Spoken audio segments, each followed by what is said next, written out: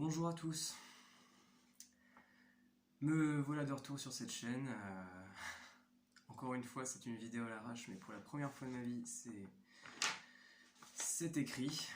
Je vous parle de la Croatie où je suis en projet archéo, donc cette vidéo sera, j'espère, assez rapide. Avant toute chose, j'ai eu la reprise de la MAMEC le 3 décembre de l'année dernière, du coup j'ai le résultat final, donc je suis très content. Bon, faut savoir que hélas, l'équipe médicale du CHU ne fait plus d'opérations à l'heure actuelle parce qu'il y a eu trop de demandes. J'aurais peut-être pas dû mettre ça sur la chaîne. Donc voilà, je sais pas s'il y a encore des gens qui me suivent ou pas, puisque je suis un peu tombé dans les décombres d'internet. Enfin, cette chaîne est un petit peu oubliée, et puis tant mieux, puisque j'avais pas mal d'anxiété sociale. Il y a quand même 4 ou 5 vidéos qui ont été tournées qui n'ont jamais été mises en ligne. Parce que tout simplement, je me trouve insupportable à l'écran. Mais là, actuellement, j'ai la chance d'avoir une anxiété sociale qui est morte, donc voilà. Bref, je vais passer au sujet principal de cette vidéo. Si vous êtes nouvelle sur cette chaîne, bienvenue à vous. Je me présente, je m'appelle Ulysse, je suis transgenre FTM, c'est-à-dire assigné femme à la naissance. On dira que je suis XX, quoi. J'ai été assigné XX. J'ai commencé ma transition il y a 4 ans et demi, en février 2016. J'étais suivi au CHU du 18e étage, au service endocrinologie. Si le psychologue de cette équipe entend ma vidéo en ce moment, sachez que je m'en fous totalement que vous suiviez cette chaîne et je m'en fous totalement que vous ayez ce genre d'informations. Vous n'avez pas à suivre ma chaîne en quoi que ce soit de toute façon. Donc voilà, comme ça vous êtes prévenu, monsieur V. Donc je vais passer maintenant aux faits. Je sais pas encore le titre de cette vidéo, je sais pas comment je vais la nommer, mais bon, là je me positionne un peu en lanceur d'alerte. Bon,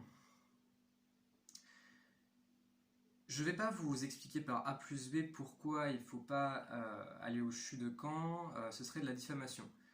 Je vais vous exposer les faits de façon la plus claire possible, je sais pas si ça va être bordélique ou pas, si ça l'est, je m'en excuse d'avance.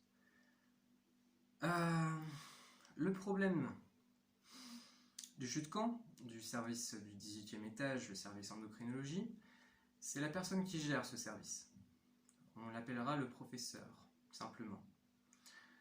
Donc, en août 2018, j'ai demandé à cet endocrinologue, vous avez trop d'informations déjà, à ce professeur qui, au passage, ne maîtrise pas du tout le sujet de la transidentité, je lui ai demandé un changement de fréquence d'androtardyle à cause de chute d'énergie. Je précise encore, j'ai commencé ma transition sous androtardyle en 2016. Donc, au lieu de 3 semaines, une injection toutes les 3 semaines sous androtardyle, je suis passé à une injection toutes les 2 semaines, mais le dosage n'a pas changé. J'étais à une dose entière. Bon. En septembre 2018, je commence un travail dans un théâtre en tant qu'ouvreur. Comment vous dire que c'était compliqué? Tout était exacerbé. À partir d'octobre, je commence à ne plus être moi-même, j'étais à fleur de peau et tout le temps en colère contre le monde entier. Et je suis d'un naturel calme. Si les personnes qui me suivent depuis un bout de temps le savent, voilà. Bref, vous pouvez parcourir cette chaîne sans problème. J'ai voulu la supprimer une dizaine de fois, mais maintenant je sais qu'elle est utile, donc bref.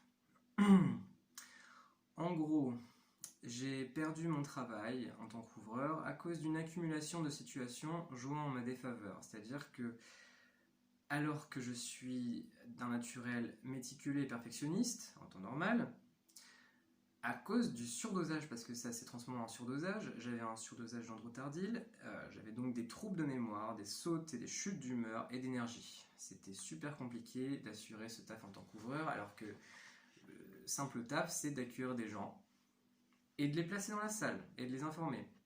Même ça, c'était compliqué pour moi. Bon. J'ai changé d'endocrino seulement en juin 2019. C'est en juin 2019 vraiment que j'ai réalisé que ça allait pas du tout et que j'ai quitté définitivement l'équipe médicale du CHU. Je vous partagerai le nom de cette nouvelle endocrino sur un autre réseau euh, que je ne nommerai pas par sécurité parce que bon, quelque chose se prépare, on va dire.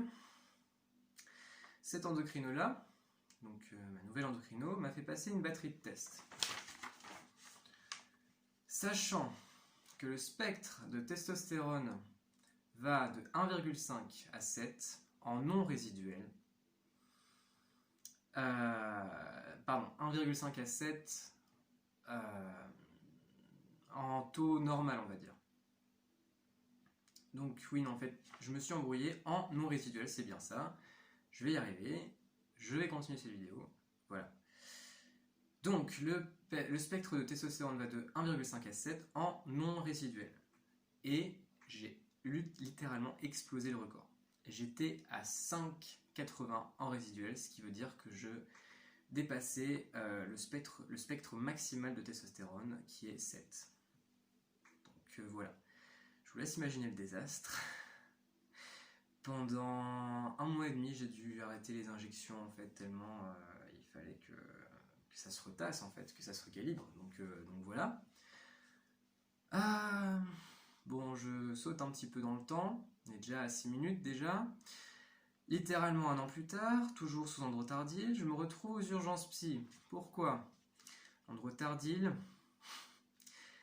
là-bas, au CHU de Caen d'ailleurs, un psychiatre vient me voir et me confirme, après 20 minutes de conversation, qu'il faut absolument que j'arrête l'androtardil. Pour faire une synthèse rapide, c'était la guerre froide entre mon cerveau et mes émotions. J'avais envie de me tirer une balle dans la tête, de me jeter sous un train. Mais ça, c'était mon émotionnel. J'ai la chance d'avoir un mental fort. J'ai donc fait tout ce qui était dans mon pouvoir pour aller mieux, pour stopper ça. 3 jours plus tard, je suis diagnostiqué hyperthyroïdique. Pourtant, test fait, le 15 juillet, très récemment, ma thyroïde est de taille normale. Ce fait est directement lié au surdosage subi depuis près de 2 ans.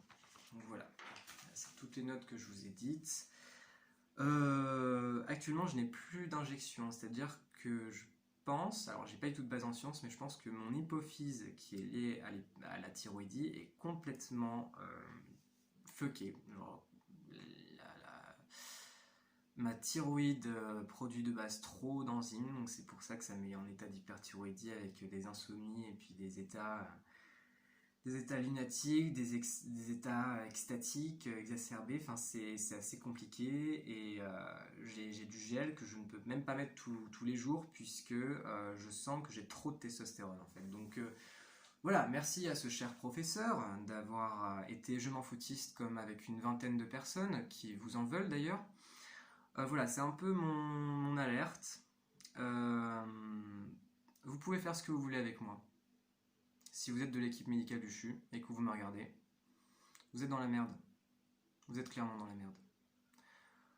J'ai des contacts, on va dire, et j'ai envie d'arrêter tout ça. Vous n'avez pas le droit de faire ça. Vous mettez en danger la vie de mineur, la vie de majeur. On est beaucoup sur l'affaire. Vous entendrez parler de nous en été de l'année prochaine.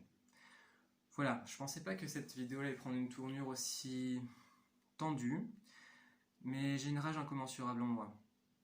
Clairement, cette personne qui est totalement irresponsable a gâché ma vie. J'ai pu m'en sortir, faire ce qu'il fallait faire, mais plus d'une fois j'ai failli complètement vriller psychologiquement. Il faut pas jouer avec les hormones, vraiment. Si vous êtes une jeune personne trans, en début de transition, ce que je vous conseille, c'est de ne pas aller dans les hôpitaux publics ou alors vraiment bien vous renseigner. Choisissez quelqu'un en libéral, ça peut être remboursé. Prenez un premier rendez-vous, voyez avec votre mutuelle. Prenez quelqu'un en libéral parce qu'avec l'affection longue durée, vous n'aurez même pas à débourser 1 centime, ce sera directement pris en charge et la LD dure 2 ans.